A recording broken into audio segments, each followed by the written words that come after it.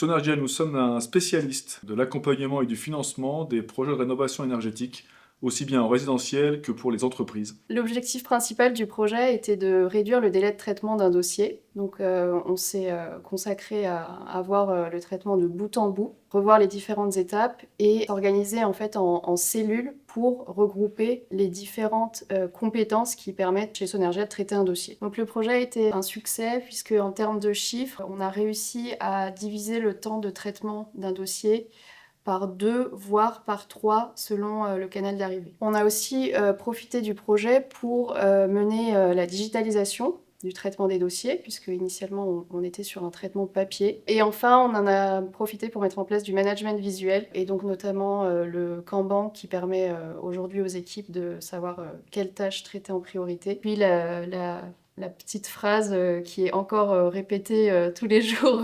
chez Sonergia, c'est celui qui sait, c'est celui qui fait, qui montre bien l'importance d'impliquer les équipes dans la co-construction, dans la rédaction des standards. L'accompagnement a été assez disruptif pour nous,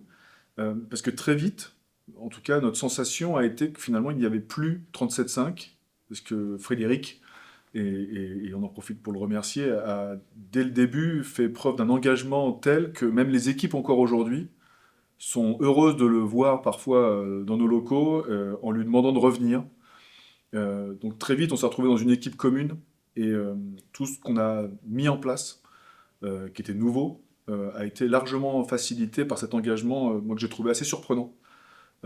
pour un accompagnement externe qui s'est retrouvé être très très vite complètement intégré dans les équipes. Pour qualifier l'accompagnement 37.5, moi ce que j'ai retenu c'est vraiment l'approche terrain. Outre les connaissances théoriques très étendues de 37.5 sur l'excellence opérationnelle, qui ne fait aucun doute, et l'expérience à ce sujet sur voilà, d'autres déploiements menés. Vraiment une prise en compte du terrain, de l'opérationnel, et on a des conseils qui permettent d'appliquer au quotidien et on ne se limite pas à quelque chose de théorique, chiffré ou autre. Donc, pour moi, c'est ça aussi qui a fait la différence. En un mot, moi je considère que l'accompagnement de 37.5 a été surtout plein de conviction, à la fois dans la méthodologie à appliquer, nous aider à l'appréhender et l'appliquer, plein de convictions sur les résultats qu'on pouvait atteindre, et évidemment avoir pour objectif de diviser par 2 un délai.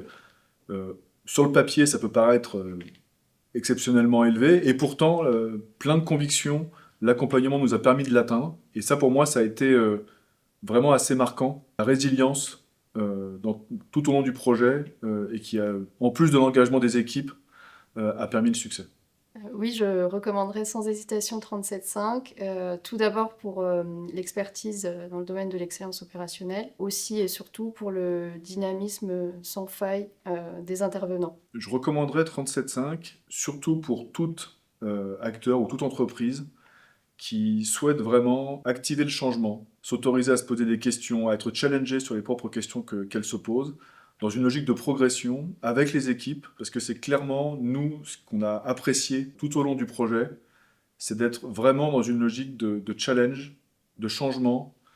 et pas simplement de ressources additionnelles pour mener un projet spécifique, mais là vraiment on a pu orchestrer finalement une sorte de transformation dans notre façon d'opérer, en embarquant les équipes et avec une méthodologie qui était nouvelle pour nous.